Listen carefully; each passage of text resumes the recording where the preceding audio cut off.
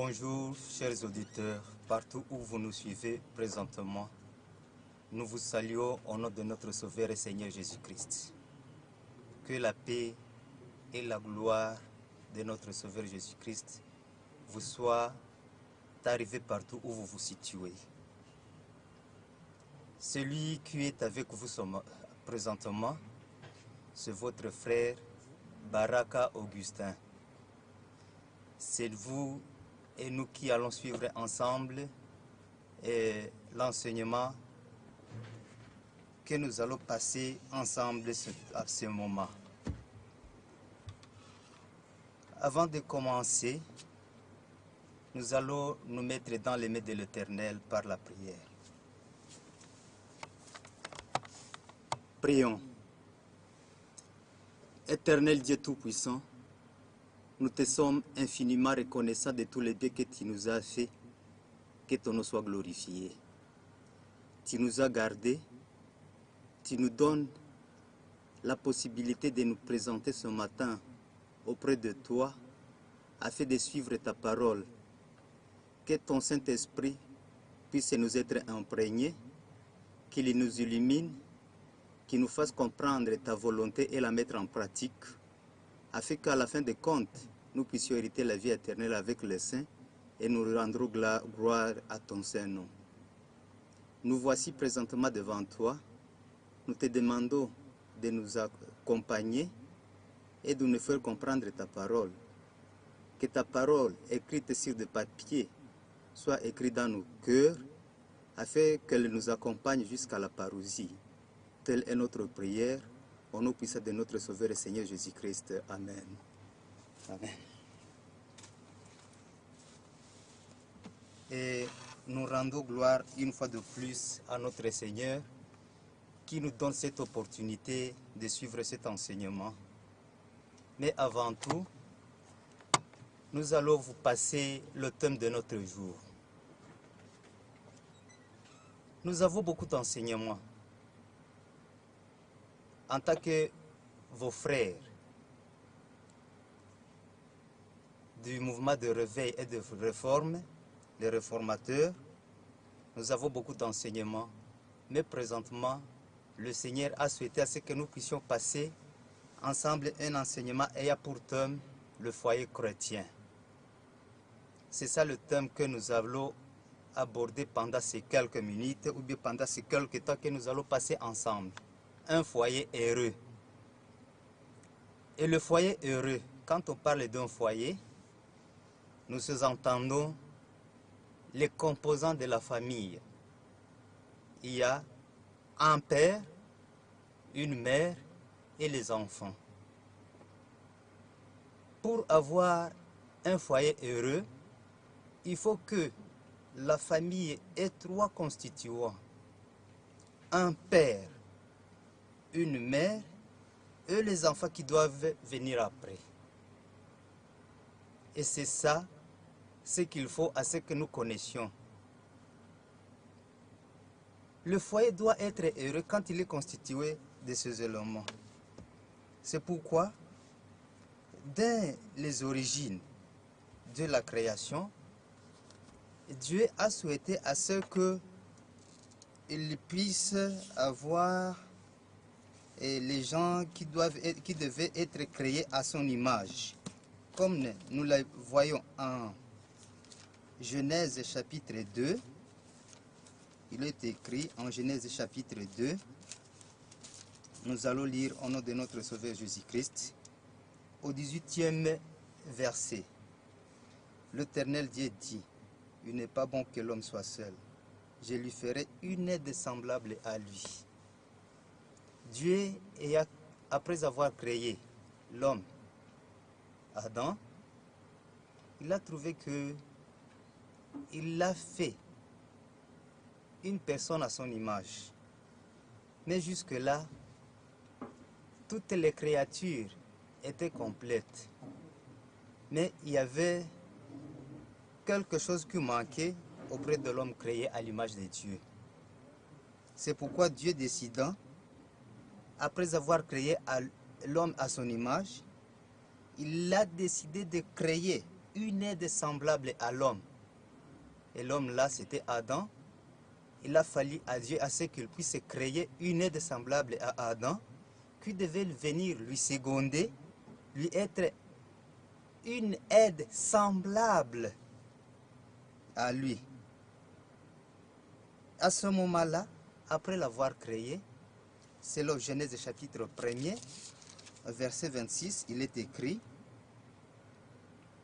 Puis Dieu dit, faisons l'homme à notre image, selon notre ressemblance.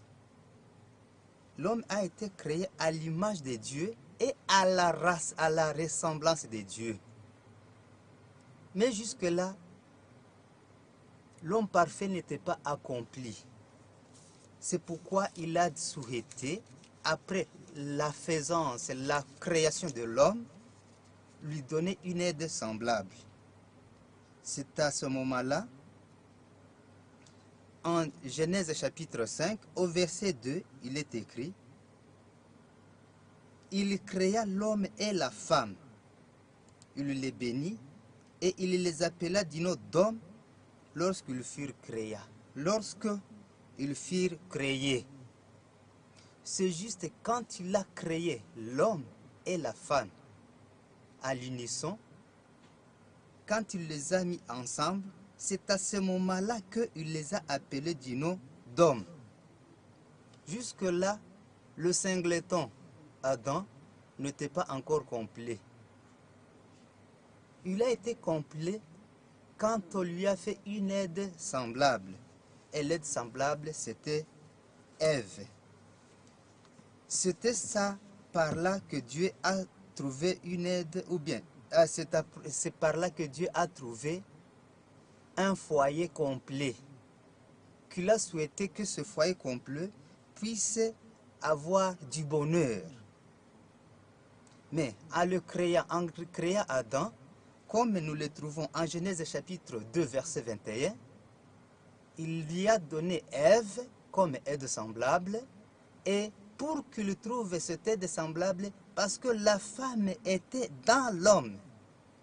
Comme il est écrit, Genèse chapitre 2, au 21e verset, il est écrit: Alors l'Éternel Dieu fit tomber un profond sommeil sur l'homme, qu'il endormit. Il prit une de ses côtes et renferma la chair à sa place, pour que la femme soit trouvée. Parce que c'est l'homme qui a été créé en premier lieu. Pour que l'aide semblable puisse être trouvée, Adam a reçu un sommeil profond de Dieu. Dieu l'a fait sommeiller profondément.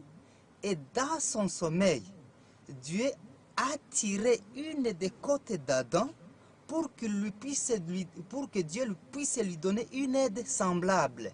Donc Ève. Pour que Ève soit trouvée, Dieu n'est pas allé encore créer, n'est pas allé tirer du sol une aide semblable. Au contraire, l'aide semblable était seulement dans la personne même, dans la personne d'Adam créé. C'est là qu'il a trouvé Ève. Et puis quand il les a mis ensemble, c'est à ce moment-là, ce premier foyer, ce premier couple a reçu le nom de homme. C'est comme nous venions de le lire tantôt en Genèse chapitre 5 au 2e verset.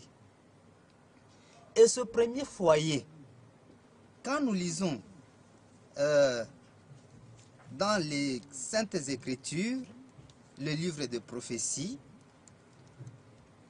Conseil à l'Église au 20e chapitre,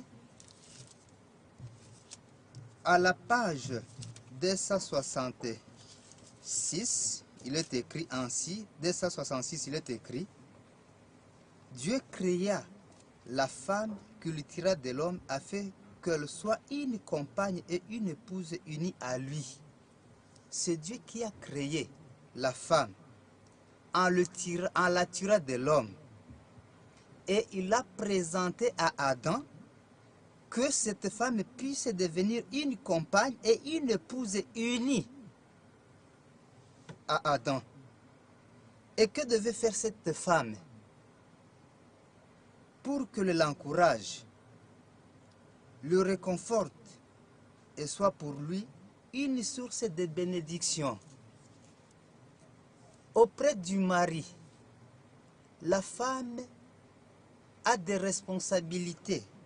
Primo, c'est une épouse et une compagne de vie. Secondo, c'est un élément d'encouragement à son mari. Tertio, c'est un élément de réconfort envers son mari. Et quattro, elle est là pour lui être une bénédiction. Voilà les premiers volets des responsabilités qu'une femme doit assumer pour qu'elle soit dite mère, compagne de la vie, une aide semblable de l'homme. C'est pourquoi, étant une compagne, actuellement, on peut vivre séparément, on croit séparément, et par là, on finira à s'unir ensemble par le lien de mariage. Et ce lien de mariage, on doit chercher comment être une bénédiction l'un et l'autre dans le foyer. Et cette bénédiction que l'on doit rechercher, c'est ça qu'on pourra dire le fait d'avoir un foyer heureux. Le foyer heureux, pour y arriver, en Genèse chapitre 2, verset 24, il est ainsi écrit: c'est pourquoi l'homme quittera son père et sa mère et s'attachera à sa femme. L'homme a évolué dans sa famille restreinte. La fille, la femme, évolue aussi dans sa famille restreinte. Les deux, par le lieu du mariage, deviendront ensemble une seule chair. C'est pourquoi il est dit: l'homme quittera son père et sa femme, et l'homme quittera son père et sa mère, je voulais dire, et s'attachera à sa femme. Et ils deviendront par là une seule chair. C'est Dieu qui les a unis dès les origines. Et même à présent, quand l'homme quitte chez lui, la femme quitte chez lui et se marie par le lieu du mariage et restent ensemble, par là ils vont devenir une seule chair. Genèse chapitre 5, verset 2, ils deviennent automatiquement, ils prennent le nom de hommes ensemble. Et alors, quand ils sont déjà ensemble, le même paragraphe que nous lisons, 266, Conseil à l'Église, il est écrit: à son tour, il devait être pour elle un compagnon lui apporta une aide puissante. Quand la femme a rempli déjà toutes les conditions et que nous avons lu si haut, l'homme à son tour doit avoir aussi des responsabilités à l'égard de sa femme. Il est dit, à son tour, il devait être pour la femme un compagnon. La femme, c'est une compagne et une épouse unie à l'homme, et l'homme deviendra alors un compagnon qui doit apporter une aide puissante à son épouse. Tout ce qui entre dans la vie conjugale avec un but élevé et sain, le mari chercha à gagner les affections du cœur de sa femme, la femme chercha à adoucir et à affiner les caractères de son mari et lui apporter un complément à ce moment-là. Il réalise le dessein de Dieu à leur égard. Que notre Seigneur soit glorifié. Le dessein de Dieu est réalisé l'un à l'autre quand il y a une unité conjugale et il y a un but élevé et saint. C'est à ce moment-là que le mari va chercher à gagner les affections du cœur de son épouse.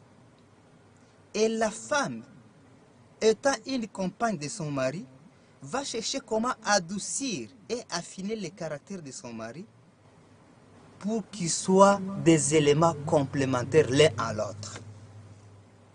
Voilà le but du foyer heureux. C'est pourquoi, quand nous allons continuer à suivre le foyer heureux, il nous sera pertinent de connaître un foyer heureux provient d'où? Un foyer heureux provient d'où?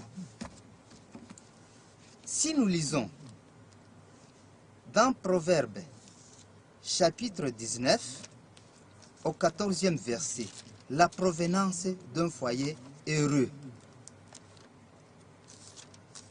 Proverbes chapitre 19 au verset 14, il est écrit: on peut hériter de ses pères une maison et des richesses. Tout ce que l'on peut avoir, on peut les hériter des familles, des parents, des amis, des frères et consorts. Comme il est écrit, on peut hériter de ses pères une maison et des richesses. Mais alors, une femme intelligente est un nom de l'Éternel. Quand on a trouvé une femme sage, une femme chaste, une femme fidèle, une femme intelligente, c'est un don que l'on reçoit de l'Éternel. On ne peut jamais la trouver ni l'autre part que de l'Éternel seul. On peut hériter tout ce qu'on peut avoir, des véhicules, des champs et des richesses, des immeubles, de je ne sais quoi, des consorts. Mais une femme intelligente, c'est un don de l'Éternel. C'est pourquoi, quand on dit qu'une femme intelligente est un don de l'Éternel, c'est de même aussi pour un mari fidèle, un mari intelligent, aussi pour une femme, c'est un don de l'Éternel.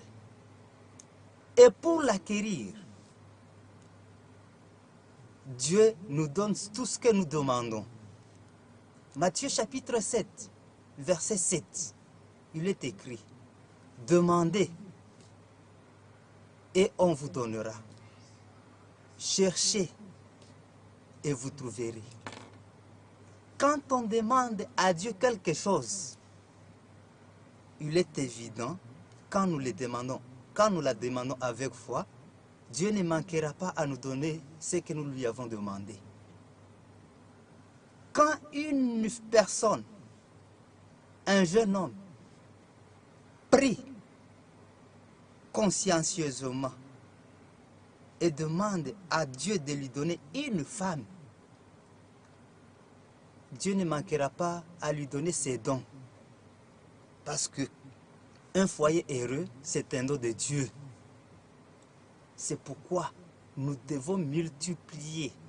Il nous est demandé, avant d'entrer dans le lieu de mariage, de prier sans cesse, de prier énergiquement, avec foi, sachant que si nous sommes en Christ, si nous sommes imprégnés dans le Seigneur, tout ce que nous allons lui demander, pour que nous ayons un foyer heureux, sincèrement, quand nous avons des prières multipliées, Dieu ne manquera pas à nous donner ce que nous lui avons demandé. Toi, jeune garçon, toi, jeune fille, toi qui aspires demain à avoir un foyer heureux, pour que tu puisses imiter d'autres foyers que tu vois, il faut que tu te fies d'abord au Seigneur.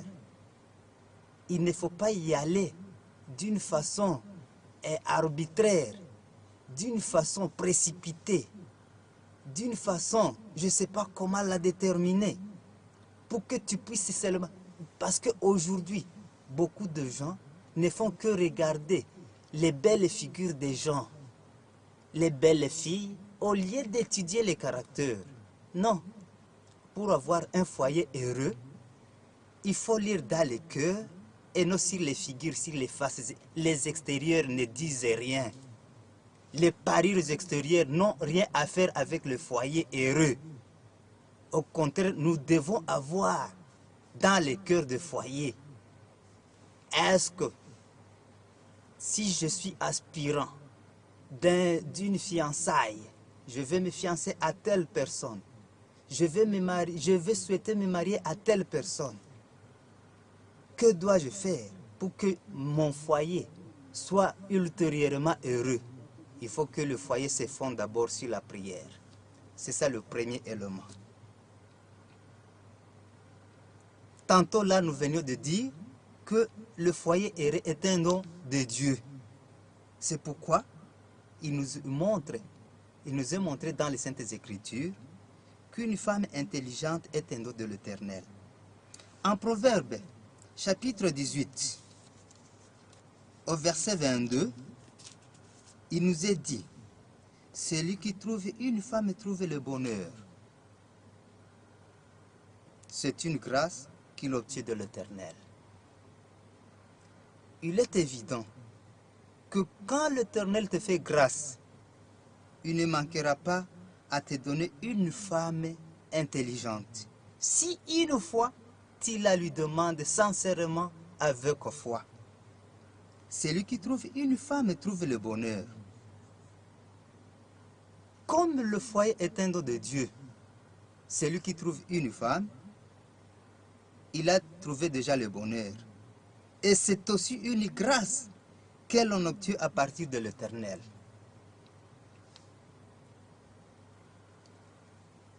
Et quand on a trouvé cette grâce,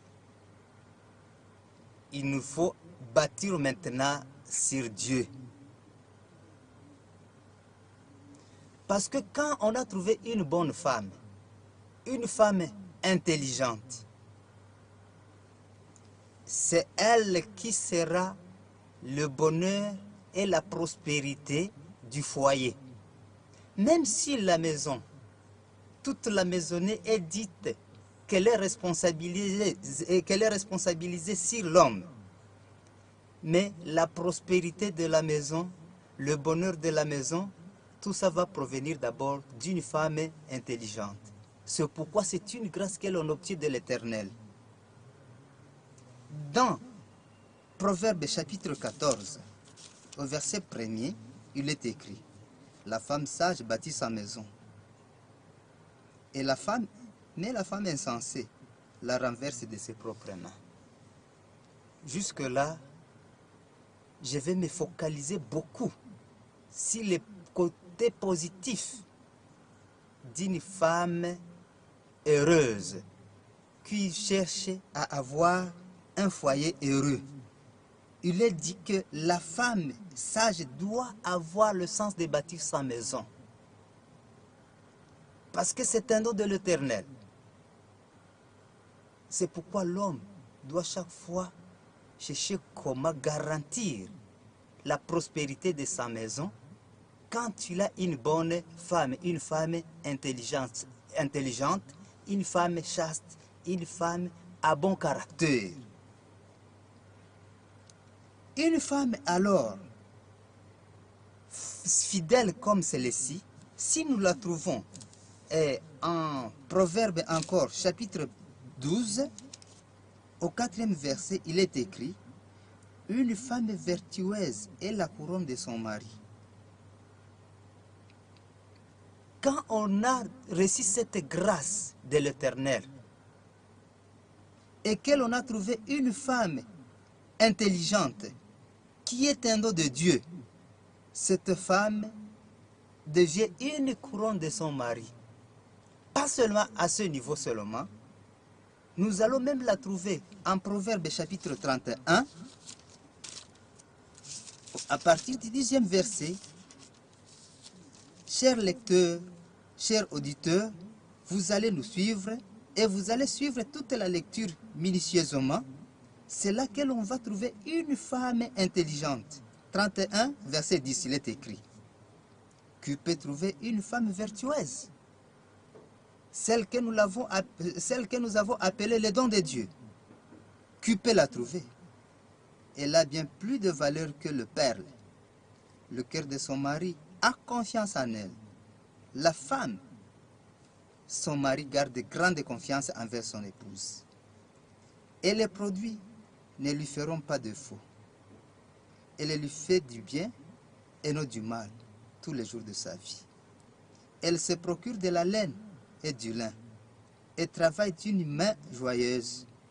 Elle est comme un navire marchand, elle amène son peu de loin. Elle se lève lorsqu'il est encore nuit. Elle n'est pas paresseuse. Elle n'est pas somnolente.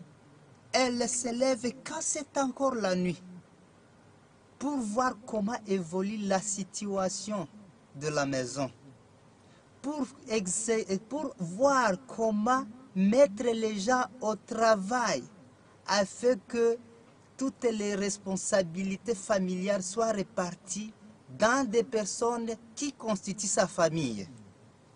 Avec l'enseignement, nous allons le voir ultérieurement.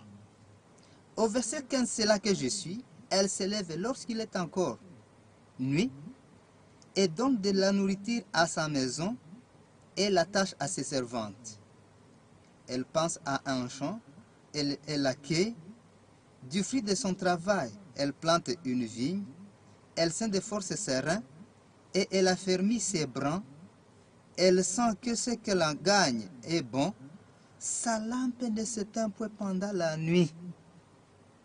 Elle est toujours clairvoyante. La lumière est toujours dans sa maison. Son foyer est toujours lumineux.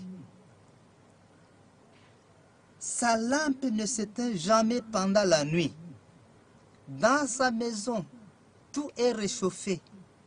Tout est lumineux. Dans sa maison, elle ne sort pas à des temps intermittents aller chercher du feu ailleurs. Parce qu'elle est gérante de tout ce qui doit se passer dans sa maison. Voilà, ce sont des cas pareils qui montrent une bonne femme. Une femme qui cherche le bonheur de son foyer. Une femme qui sera une couronne pour son mari. Une femme qui fera faire de son mari une importance dans les environs. Tous les gens du parage connaîtront le mari à partir de la femme. C'est pourquoi nous devons savoir que le premier élément du bonheur dans le foyer, c'est la femme. C'est elle la maîtresse, c'est elle l'institutrice, c'est elle l'éducatrice, c'est elle qui doit orienter tout ce qui doit se passer dans son foyer. C'est de la femme que le foyer sera dit heureuse, heureux, et tout ce qui va suivre proviendra d'abord de la femme. Au verset 19, il est écrit: elle met la main à la quenouille et ses doigts tiennent le fuseau. Elle tend la main au malheureux et tend la main à l'indigent. La prospérité de la maison, nous allons le trouver plus tard, que la femme doit être hospitalière. Si on veut que le foyer soit heureux, la prospérité de la maison dépendra en grande partie de la situation et du comportement de la femme. Pour que nous ayons un heureux foyer, nous devons nous consolider à la prière et en recherchant surtout le bien de la femme. 21. Elle ne crée pas la neige pour sa maison, car toute sa maison est vêtue de cramoisie. Elle fait de ses couvertures. Elle se fait des couvertures. Elle a des vêtements de fin lin et de pourpre. Son mari est considéré aux portes lorsqu'il siège avec les anciens du pays. Excusez. Je reprends ce verset. Son mari est considéré aux portes lorsqu'il siège avec les anciens du pays. À partir de la femme, la gérante, la garante de la maison, c'est à partir de cette femme où son mari sera reconnu dans les quartiers, dans le village, dans les entités environnantes. Quand on a trouvé une bonne femme, on a trouvé une grâce qui provient de l'Éternel, parce qu'on sera reconnu, comme il est écrit en Matthieu chapitre 5, verset 16.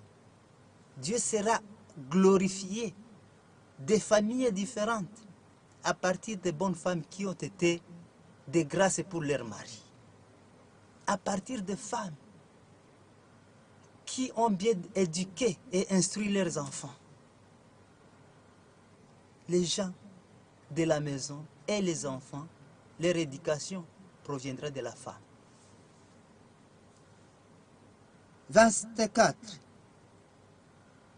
Elle fait des chemises et les vend, et elle livre des ceintures aux marchands. Elle est revêtue de force et de gloire, et elle se rit de l'avenir. 26. Elle ouvre la bouche avec sagesse, et des instructions aimables sont sur sa langue. Cette femme, c'est une femme intelligente. Une femme qui n'est pas loquace, qui n'est pas bavarde, qui ne parle pas de n'importe quoi. Au contraire, c'est une femme qui doit donner du goût dans son langage, son expression, ses paroles. Ce sont des paroles de sagesse. Job chapitre 28, verset 28. La sagesse sortira seulement de la femme, de la bouche de cette femme. C'est pourquoi je relis ce passage. Elle ouvre la bouche avec sagesse, et des instructions aimables sont sur sa langue. Elle est estimée pas seulement de son mari, même les parages connaîtront que cette femme a reçu des instructions bibliques, et ce sont ces mêmes instructions qu'elle va chercher à transmettre aux autres. Elle veille sur ce qui se passe dans sa maison, et elle ne mange pas le pain de paresse. Veillez sur ce qui se passe dans sa maison. Elle surveille, elle garantit afin que sa maison soit une maison d'exemple. Si ses fils s'élèvent et la disent heureuse, son mari s'élève et lui donne des louanges. Elle est estimée par ses enfants, pas seulement ses enfants, même son mari estime ses caractères et ses comportements. Plusieurs filles, 29, ont une conduite vertueuse, mais toi, tu les surpasses toutes. La grâce est trompeuse et la beauté est vaine. La femme qui craint l'Éternel est celle qui sera louée. Récompense-la du fruit de son travail et qu'opporte ses œuvres la louent. Gloire est réservée à une femme pareille. C'est pourquoi, quand on a trouvé une pareille femme, Ecclésiaste, dans Ecclésiaste, voyons Ecclésiaste, chapitre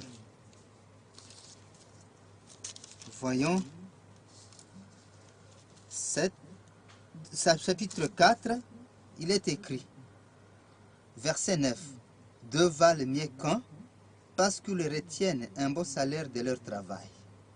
Quand l'homme et la femme se sont mariés et qu'ils marchent ensemble, ils vont retenir le salaire de leur travail. 8.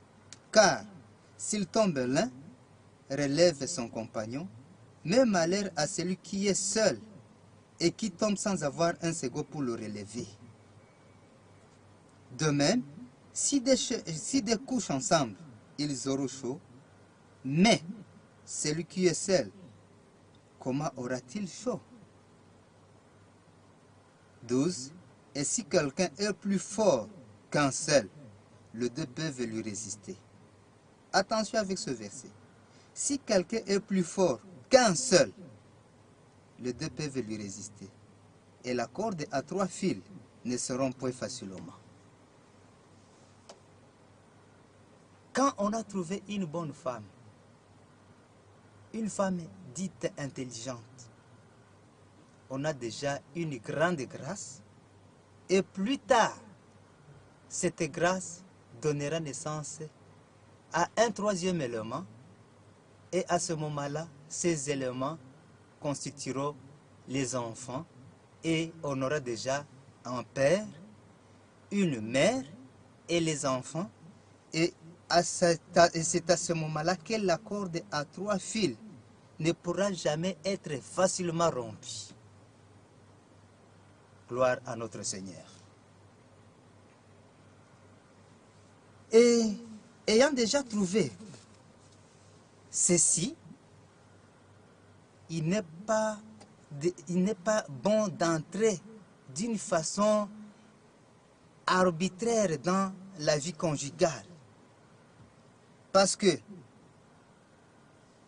quand nous lisons un conseil à l'Église, à la page 266, la page à laquelle nous nous trouvions, 267, il est écrit, 266 plutôt, tout ce qui entre dans la vie conjugale avec un but élevé est saint. Le mari chercha à gagner les affections du cœur de sa femme. La femme chercha à adoucir et à affiner le caractère de son mari et lui apporter un complément. Et réalise le dessein de Dieu à leur égard. C'est par là qu'il réalise le dessein de Dieu à leur égard. Et ici même, dans Foyer chrétien, page 149, à la page 170, il est écrit que le mari et la femme se rappellent qu'ils ont suffisamment de soucis pour ne pas permettre à des conflits de s'introduire dans leur vie pour les ruiner. Ce qui ouvre leur porte aux dissensions, si minimes soient-elles, invite Satan dans leur foyer. Nous devons chercher à bouter les dissensions, quelles que soient petites qu'elles peuvent se présenter, afin de ne pas ouvrir les portes à Satan, si nous voulons avoir un foyer heureux. Et quand nous avons à les pousser, à les bouter, à les lancer de loin, à les foutre dehors, nous allons barrer les pièges de Satan, les dards de Satan, pour que cela ne puisse pas nous arriver. C'est pourquoi, vous qui nous suivez partout où vous vous situez présentement, nous devons savoir ce que la parole de Dieu nous demande afin que nous ayons un foyer heureux.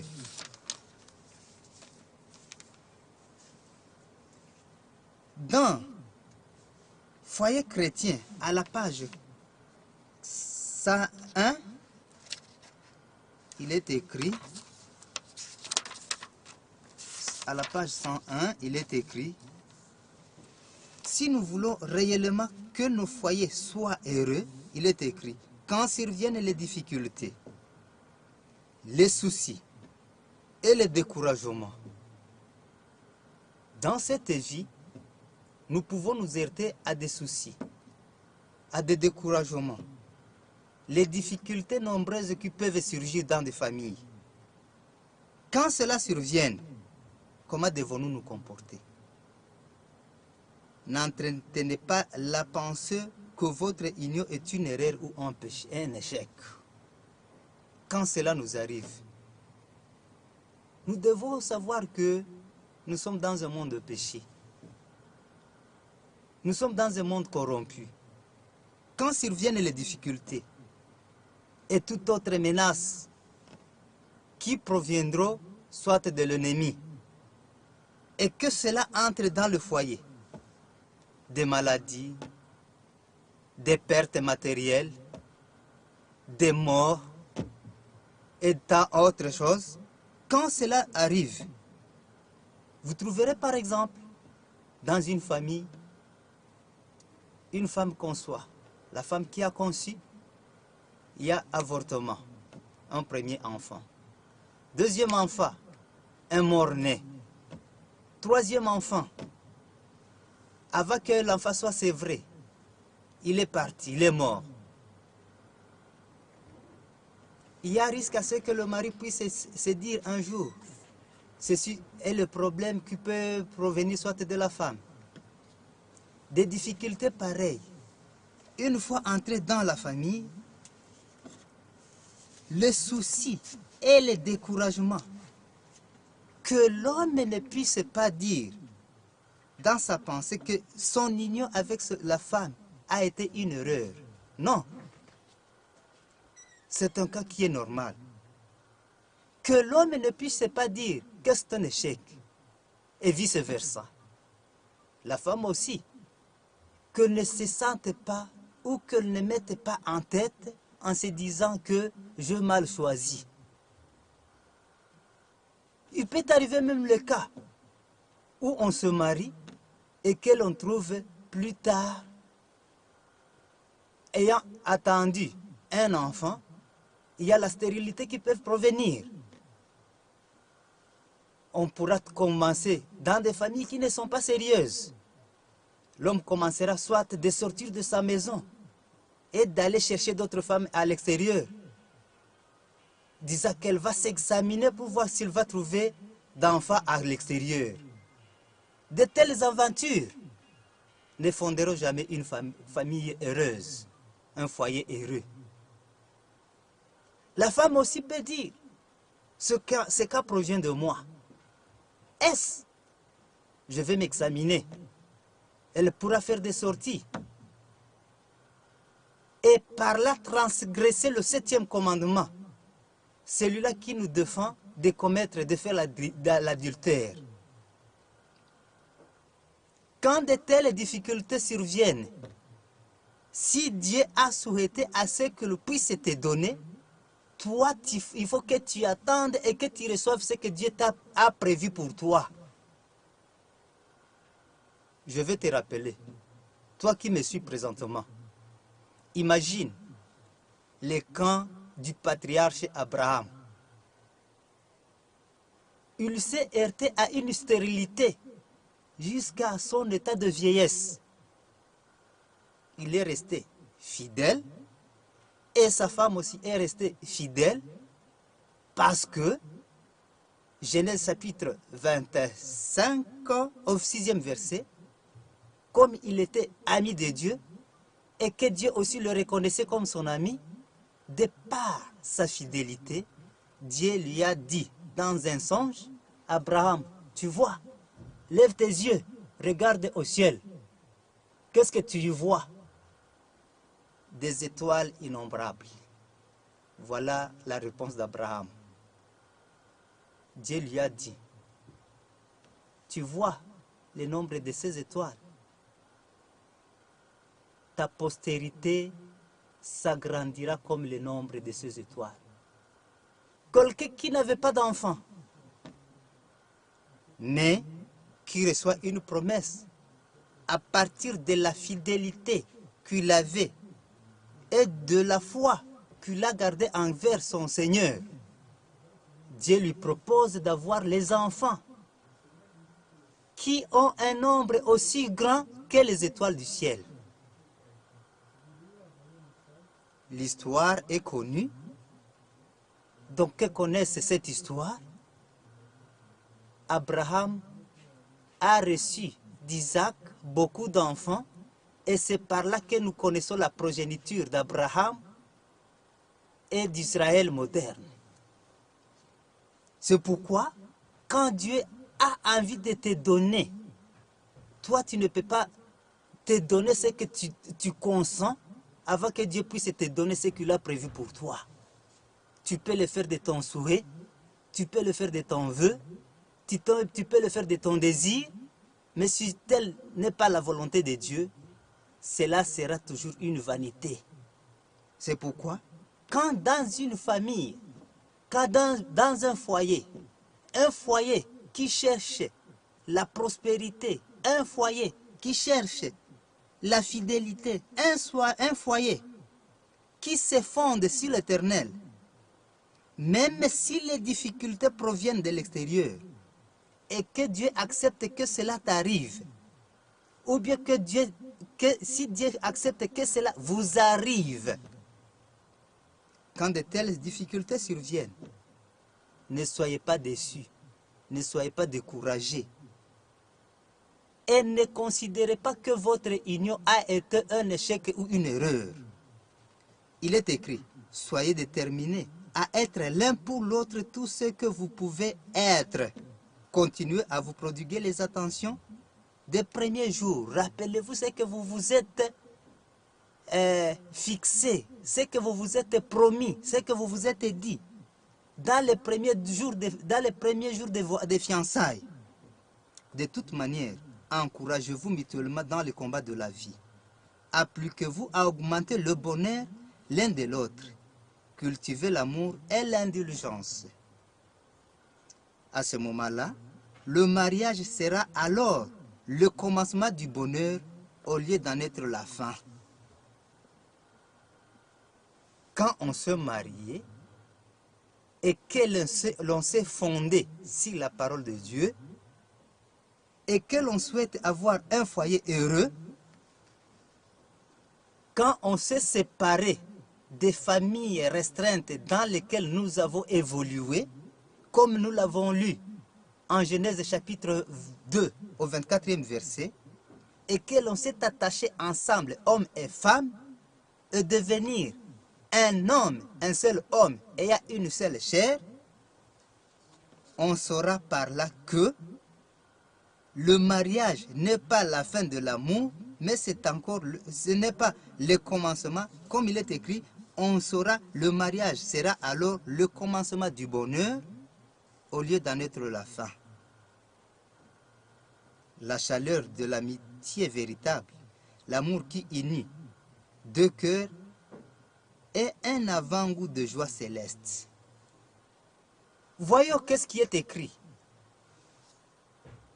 Comme nous venions de le trouver en Ecclésiaste chapitre 4, au verset 10. Je relis ce verset.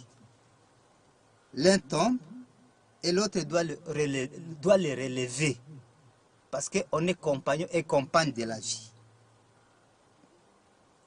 On doit se réchauffer mutuellement. C'est pourquoi on peut se demander, que devons-nous faire pour régner l'amour et la prospérité dans le foyer? Il y a des éléments qui nous est demandé que nous devons faire pour régner l'amour et la prospérité dans le foyer. Lisons Éphésiens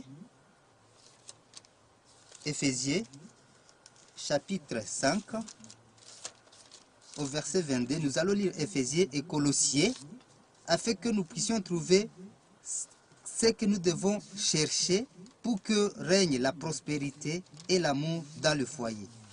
Éphésiens chapitre 5 au verset 22. Il est écrit: Femmes, soyez soumises à vos maris comme au Seigneur. La soumission de la femme auprès de son mari. Car le mari est le chef de la femme, comme Christ est le chef de l'Église, qui est son corps et dont il est le sauveur. Verset 25. Marie, aimez vos femmes, comme Christ a aimé l'Église et s'est livré lui-même pour elle, afin de la sanctifier par la parole après l'avoir purifiée par le baptême d'eau. Comme je venais de vous le dire, ici, c'est Éphésiens chapitre 5. Voyez ce qui est écrit en Colossiens chapitre 3, à partir du 18e verset. Il est écrit: Femmes, soyez soumises à vos maris, comme il convient dans le Seigneur. Aussi, 19, Marie, aimez vos femmes et ne vous aigrissez pas contre elle. L'homme doit aimer sa femme. Quand on parle de l'amour conjugal, ce n'est pas le fait de venir et de se montrer autoritaire devant la femme. Rappelez-vous que nous sommes en train de chercher comment faire régner dans le foyer la prospérité et l'amour. La femme doit être soumise, la soumission. Pas seulement être dictée des responsabilités, plutôt que la femme consente en elle-même qu'elle a des responsabilités à remplir et qu'elle doit inévitablement accomplir tout ce qui lui sont comme devoir. Voilà la soumission. Il faut qu'elle connaisse les devoirs à remplir. Afin que nous puissions y aller convenablement, quels sont ses devoirs? Il faut que la femme, comme ménagère et maîtresse de la maison, qu'elle connaisse faire la cuisine, afin de garantir la prospérité et l'amour dans le foyer. Qu'elle connaisse faire la cuisine. Vous trouverez dans beaucoup de maisons de mamans qui ont des servantes, qui ne connaissent pas comment faire la cuisine et pour les enfants et pour le mari. Un mari peut vouloir manger telle nourriture, mais comme la femme elle ne connaît pas remplir ce devoir, ce n'est pas celle-là que nous cherchons. Rappelez-vous que nous sommes en train de chercher une femme intelligente, qui est un nom de Dieu et une grâce à son mari. Celle qui doit être une couronne pour son mari. Celle qui doit faire valoir son mari dans les parages, dans les entités, dans les milliers, dans je ne sais où. Parmi les devoirs quotidiens, qu'elle ait des servantes, qu'elle ait des serviteurs, qu'elle ait déjà pour faire la cuisine, mais de temps à autre, il faut qu'une femme connaisse faire au moins de temps à autre la nourriture pour son foyer, pour son mari. Qu'elle connaisse varier les aliments. C'est pourquoi elle doit avoir un premier devoir de connaître faire la cuisine. De deux, il faut que la femme soit accueillante, qu'elle soit hospitalière, qu'elle connaisse recevoir les visiteurs. Vous trouverez que dans bien de familles, il y a de ces femmes qui ne reçoivent que des visiteurs qui proviennent de son côté. C'est son papa, c'est sa maman, sa tante, ses cousins, ses cousines. Donc, c'est familier. Et quand elle va les recevoir, il y aura une grande affection. Mais quand il s'agit des autres qui proviennent du côté du mari, il y a une nonchalance dans l'accueil. Tel n'est pas bon. Il ne faut pas qu'il y ait des préférences pour les accueils. Si c'est quelqu'un de la famille de la femme ou du mari, qu'il n'y ait pas de préférence. S'il s'agit d'un élément de l'extérieur, il faut que la femme soit hospitalière. C'est à ce moment-là que cette famille sera heureuse. Que toute personne qui pourra sortir de la famille, qu'elle dise telle personne a trouvé une femme. Voilà une famille heureuse, un foyer heureux. Nous avons trouvé dans Proverbe chapitre 31 au verset 18, là où on nous a dit que sa lampe ne s'éteint jamais pendant la nuit. Il faut que la femme connaisse garder le feu dans sa maison. Même s'il y a une évolution, s'il y a même civilisation, il faut que la lumière brille partout dans la maison. Vous trouverez que Il y a un autre élément, la propreté. Il faut que la femme sache faire la propreté de la maison. Comment elle doit s'habiller, comment elle doit habiller ses enfants, comment sera habillé son mari. Si les habits du mari sont sales, il faut que la femme, même si elle peut avoir déjà pour confectionner ses habits, pour laver ses habits et laver la vaisselle, mais de temps à autre, il faut qu'une femme, maîtresse de la maison, prenne de l'eau, même s'il y a des gens qui vont être là pour son travail, qu'elle nettoie la vaisselle, lave les assiettes, qu'elle lessive, même s'il y a des servantes pour le faire, qu'elle trouve un bon exemple. Voilà. Même ces servantes vont essayer de mimer les caractères de la maîtresse. La propreté. Vous trouverez dans des maisons, une fois le mari entre, il y a des casseroles remplies dans la cour. Il y a des habits mal ordonnés.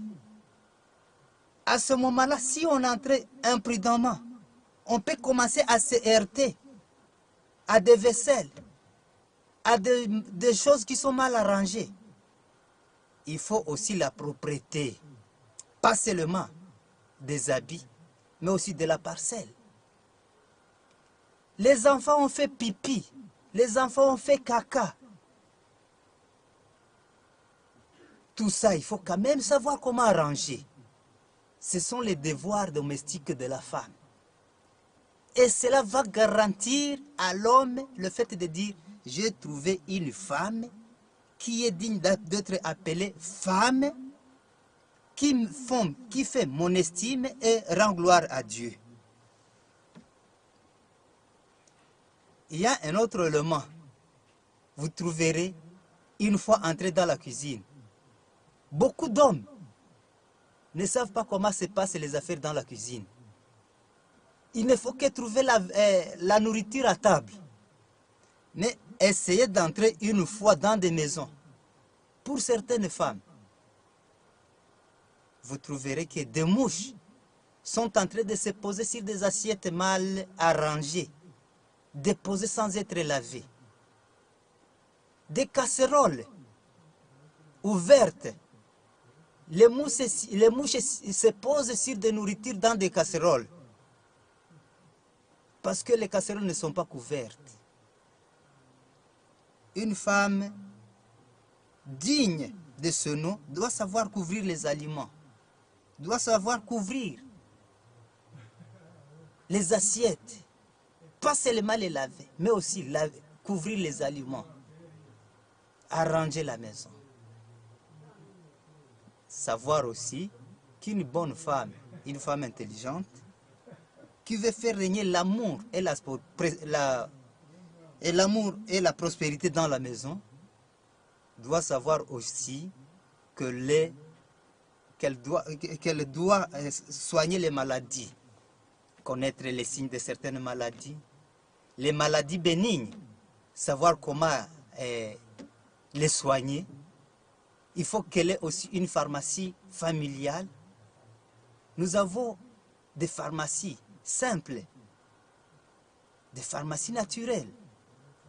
On peut utiliser même la nourriture, les régimes différents pour soigner diverses maladies. Tout ça, ce sont des éléments qui montrent la prospérité dans le foyer.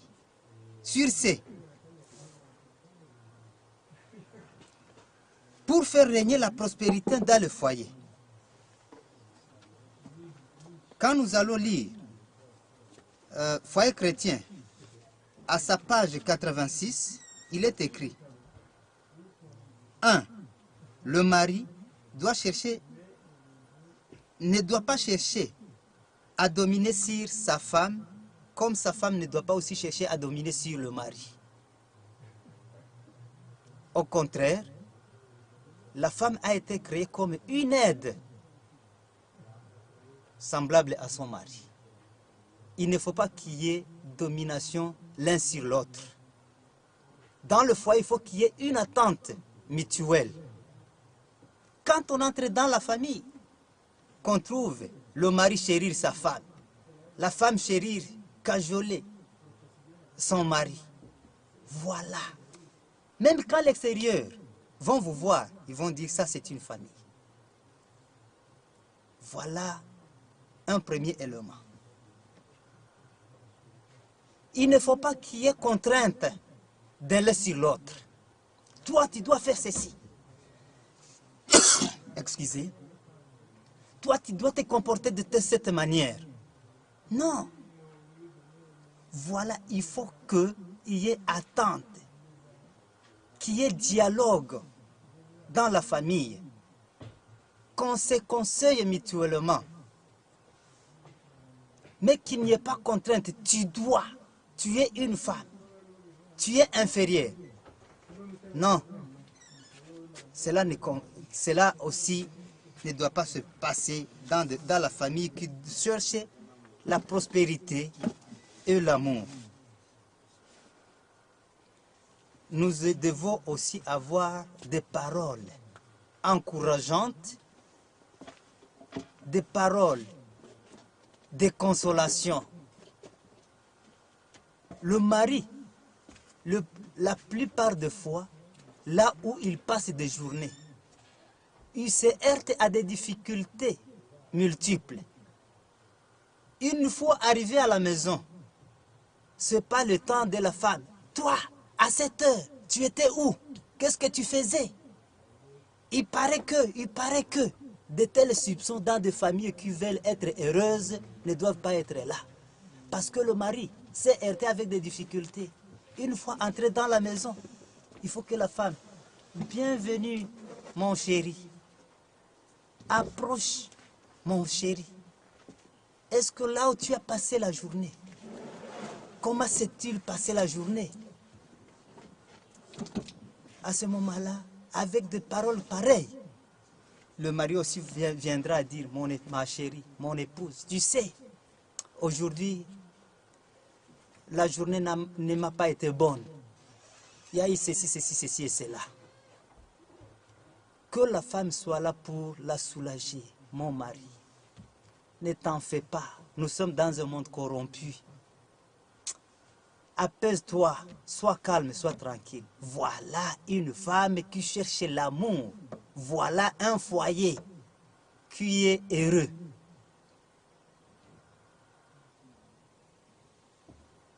Et il faut encore être aimable dans les actions. Encore, il ne faut pas vouloir chercher des désirs coupables, des désirs personnels. Moi, je veux ceci. La femme de tel porte un tel vêtement. La femme de tel est sortie avec un soulier pareil. Toi aussi, si tu ne me fais pas cela, je ne serai pas digne d'être appelée ta femme. Non, des désirs pareils ne sont pas à vouloir caresser dans des familles. Au contraire, il faut être satisfait de ce que l'on te donne. Il faut demander et voir les possibilités que vous avez. un foyer heureux. Il ne faut pas dire de quoi que ce soit. Il faut vérifier le langage, être droit dans les propos. C'est pourquoi, en Colossiens chapitre 3, verset 18, la femme doit être soumise à son mari et le mari doit aimer sa femme. Quand on aime sa femme, on doit chercher comment la faire valoir. Et comme la femme aussi doit faire valoir son épouse, son époux.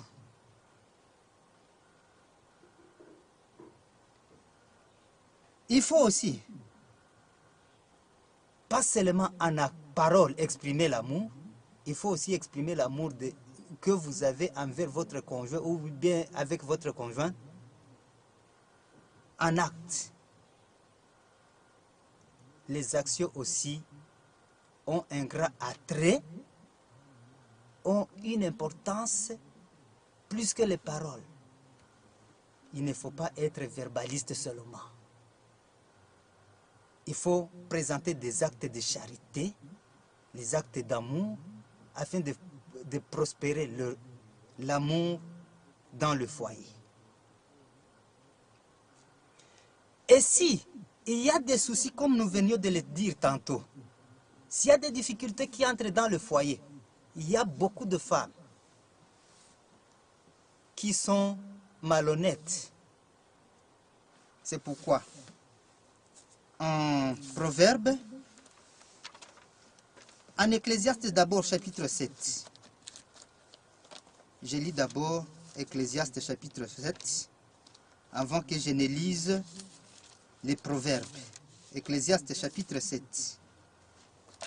Il est écrit au verset 26. J'ai trouvé plus amer que la mort, la femme dont le cœur est un piège et un filet, et dont les mains sont des liens. Celui qui est agréable à Dieu lui échapperont, mais le pécheur est pris par elle. Il y a des femmes qui sont considérées comme des ronces, comme des épines.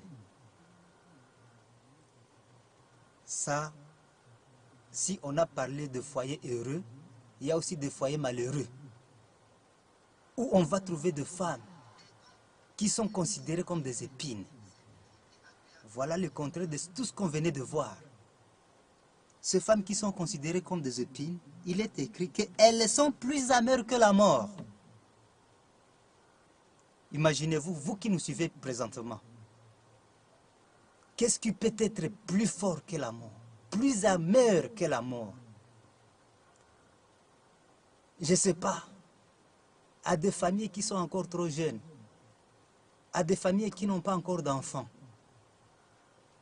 peut-être elles sentent, et ces familles sentent ou bien entendent parler de la mort, mais avant qu'elles ne soient atteintes de la mort, de telles familles ne connaissent pas la lourdeur de la mort, ou bien l'amertume de la mort, ou bien l'amertume de la mort. Je lis dans les Saintes Écritures, en Genèse, à la mort d'Abel, le parent n'avait pas encore su que signifiait la mort. Ils ont gardé les cadavres d'Abel, je ne sais pas combien de temps, ne sachant pas que c'était un cadavre. Mais quand ils l'ont su, c'est à ce moment-là qu'ils ont commencé à sentir la lourdeur du péché qu'ils avaient commis. Tel est le cas pour une famille malheureuse, un foyer malheureux. Là où on va trouver une femme qui surpasse la mort, l'amertume. Heureusement, il est écrit que celui qui est agréable à Dieu, Dieu lui fera échapper d'une femme pareille. Une femme qui a une amertume plus que la mort. mais un pécheur Ne manquera pas à être pris dans les filets d'une femme pareille. J'ai beaucoup lu les proverbes. J'ai trouvé qu'il y a de ces femmes ici à l'extérieur qui se laissent cajoler, qui se laissent faire, qui se laissent palper par des hommes. Et il y a beaucoup d'hommes qui n'ont pas d'âme. Je vais bien stigmatiser cela. Qui se laissent tomber dans leur poitrine, ne sachant pas que les poitrines de telles femmes sont comme des braises à feu. Je reviens. Une femme plus amère que la mort. Il est écrit, et j'ai trouvé plus amère que la mort, la femme de le cœur est un piège et un filet, et dont les mains sont des liens. Cette femme, vous allez la trouver. Proverbe chapitre 21. Comme je venais de le dire. Proverbe chapitre 21. Au verset, voyons, 9. il est dit, au lieu de vivre avec une femme pareille, mieux vaut habiter à l'angle d'un toit que de partager la demeure d'une femme querelleuse. une femme qui est verbiale, qui a beaucoup de mots, qui parle de je ne sais quoi. Une femme querelleuse. Partout, ce sont des querelles avec les voisins, les voisines. Partout, des querelles, des paroles. Au lieu de trouver des bons conseils chez elle, la rancune, les mots choquants, les paroles, la tromperie, les mensonges, beaucoup de caractères malsains. Au lieu d'avoir une femme pareille et d'habiter avec une femme pareille, il vaut mieux être seul. Au verset 19, mieux vaut habiter dans une terre déserte qu'avec une femme querelleuse et irritable. Ce sont les caractères d'une mauvaise femme. C'est pourquoi, comme je venais de le lire tantôt, quand vous trouvez des difficultés dans un foyer, si vous êtes fidèle à Dieu et que vous suivez tous les conseils de Dieu, il n'est pas bon de sortir et d'aller chercher des conseillers et des conseillères à l'extérieur. Ce n'est pas ça le moment. Au contraire, présentez-vous devant le Seigneur. Exposez au Seigneur les problèmes que vous avez dans votre foyer. Toi, femme, toi, homme, c'est à toi que je m'adresse. Présente tes difficultés au Seigneur. Présente ton cas au Seigneur.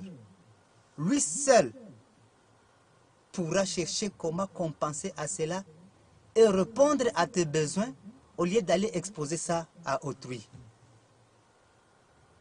Vous allez trouver qu'il y a de ces femmes qui sortent et aller parler des difficultés de leur foyer à d'autres personnes. Et même certains maris le font. Je me rappelle, dans Foyer chrétien, à la page, voyons, à la page 148 dans ce livre, mais dans l'autre c'est à la page 169, il est écrit: il y a autour de chaque famille un cercle sacré qui doit être sauvegardé. Autour de chaque famille, un cercle de famille qu'il faut sauvegarder. Il faut garder, il ne faut pas être là pour seulement parler, pour dévoiler les secrets de la famille.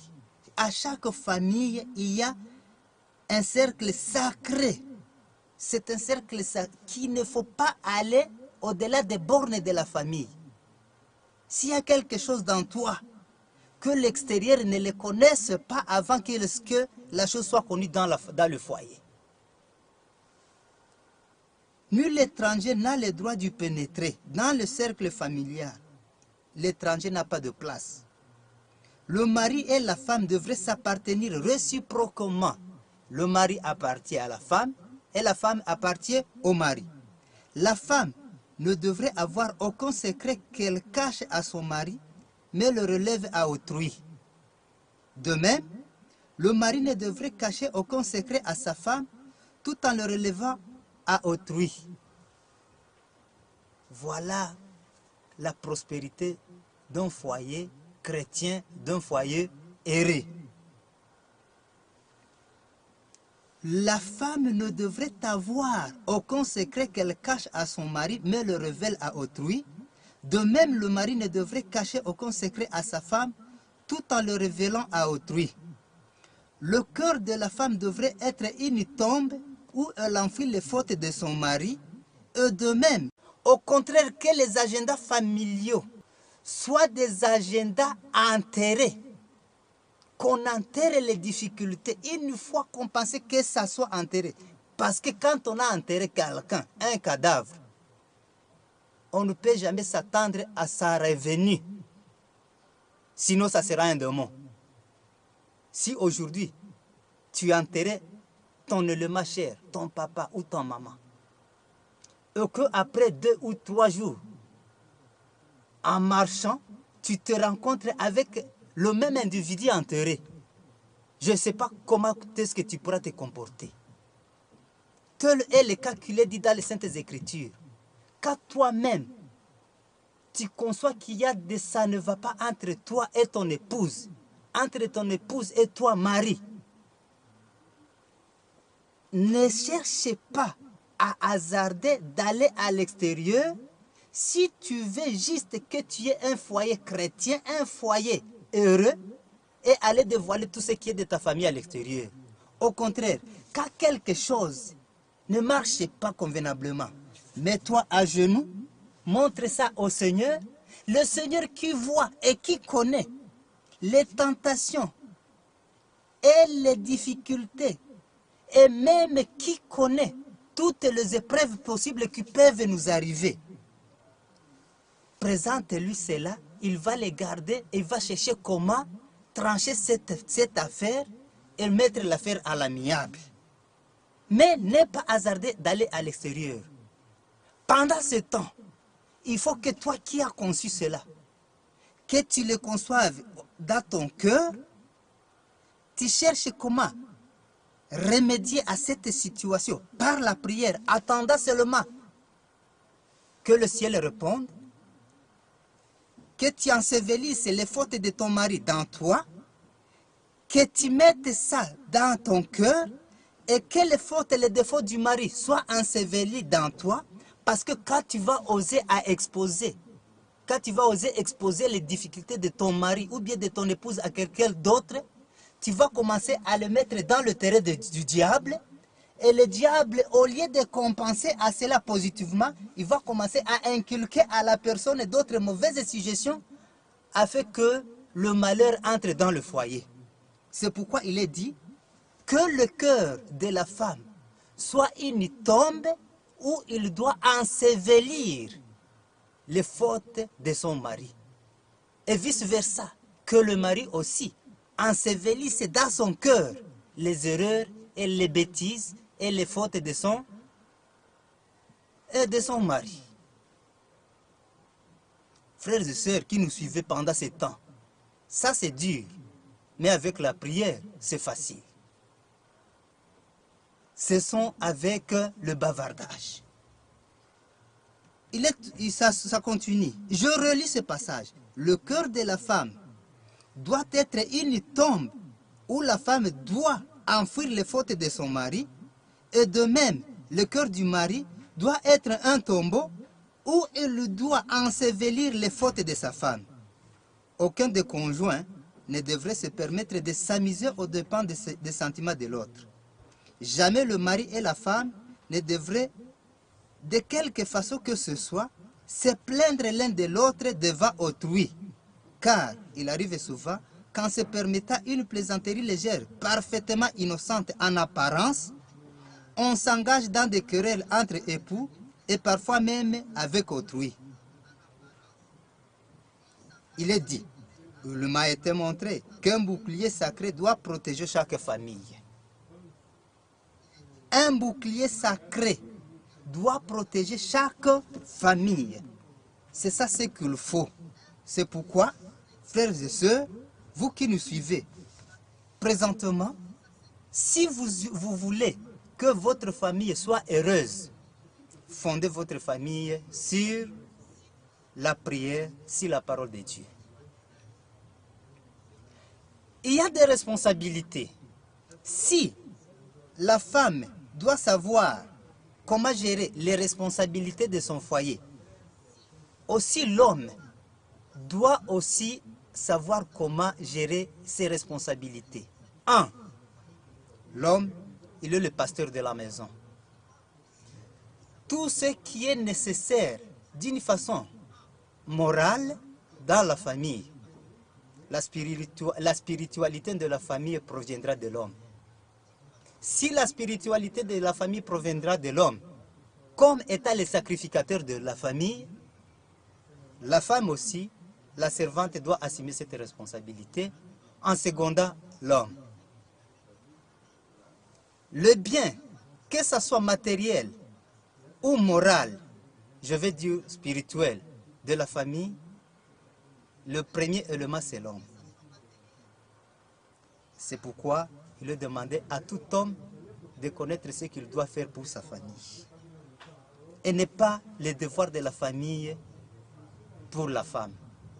C'est malheureux quand l'homme laisse ses responsabilités et les laisse à la femme. À ce moment-là, la famille n'aura pas encore cette prospérité que nous sommes en train de rechercher. Un bon homme doit savoir ce qu'il doit faire aussi pour son foyer. Et si nous essayons aussi de voir parmi les mauvais caractères, les mauvais attraits de la femme, en Proverbe chapitre 27, au verset 15, il est écrit. Chapitre 27, verset 15. Une gouttière contenue dans un jour de pluie est une femme querelleuse sont choses semblables. Une femme querelleuse, c'est comme une pluie incessante. Une pluie qui tombe à des moments différents. C'est pourquoi, chers frères et sœurs, il est dit qu'un pécheur sera pris dans ses filets. Mais l'homme de Dieu, celui qui craint l'Éternel, ne pourra jamais être pris dans les filets pareils. En allant presque à la fin de notre enseignement,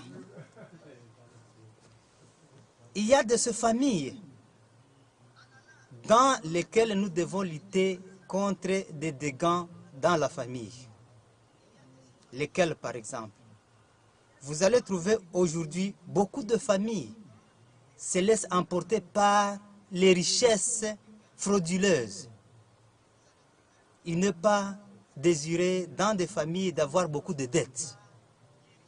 Des dettes qu'on ne saura pas comment payer.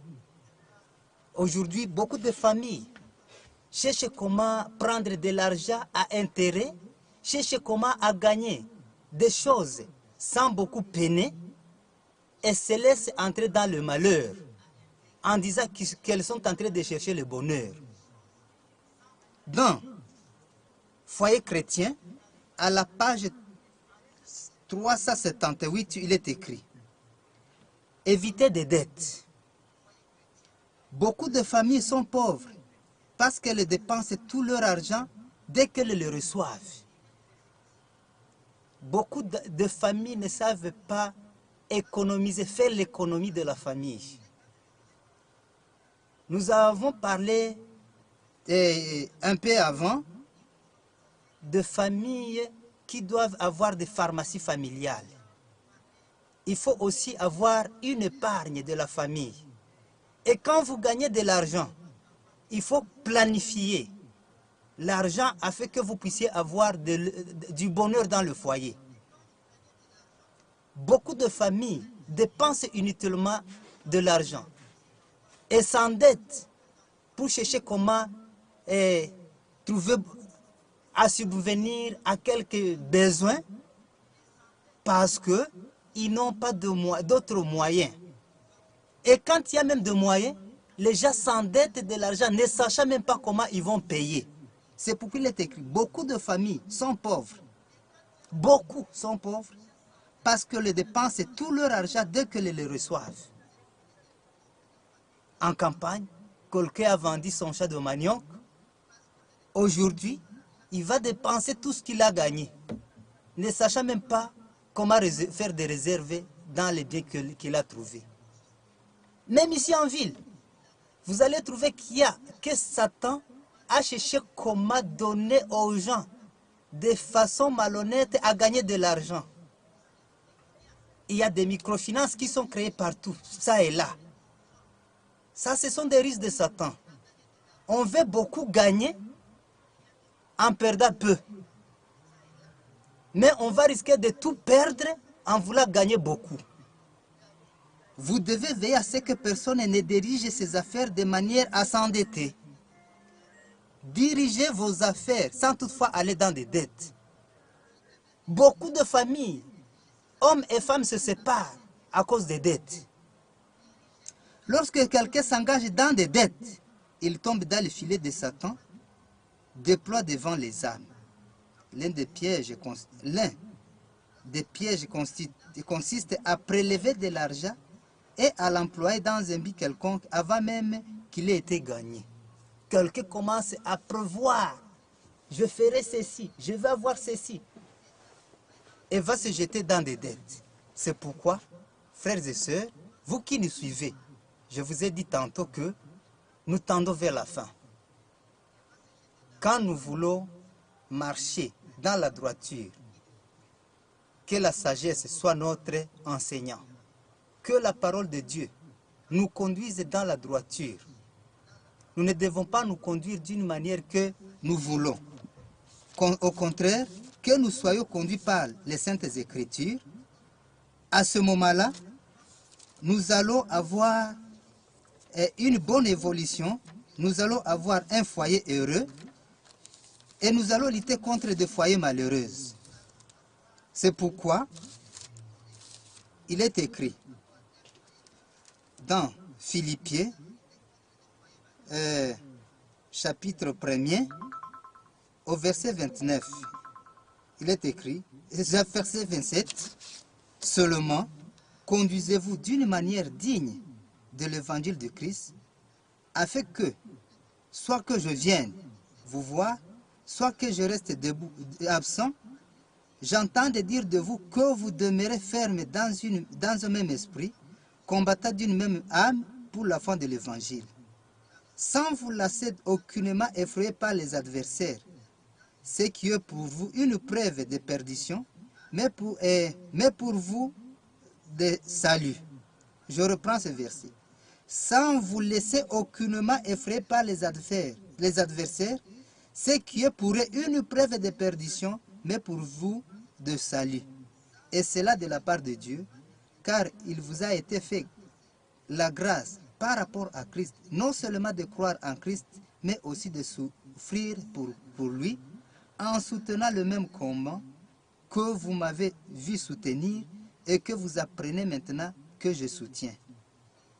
Que le Seigneur puisse nous montrer les devoirs que nous devons assumer et remplir et nos responsabilités afin que nous ayons des foyers heureux qui sont fondés sur la parole de Dieu, des foyers heureux qui sont dirigés par la prière, dans ce foyer où nous allons trouver Dieu en premier lieu et dans lequel nous allons souffrir pour Christ, afin que dans les souffrances du Christ, que nous soyons avec lui, comme il est allé nous préparer le lieu sûr dans le ciel, où il vivra avec ses saints, que toi et moi soyons là, que toi et moi puissions gagner cette vie avec Christ, cachons notre vie en Christ, comme Christ a caché sa vie dans son Père, et quand il pourra revenir, que nous puissions hériter nos familles heureuses dans cette célécité avec notre Seigneur, que telle soit notre prière au nom de notre Sauveur et Seigneur Jésus-Christ. Amen.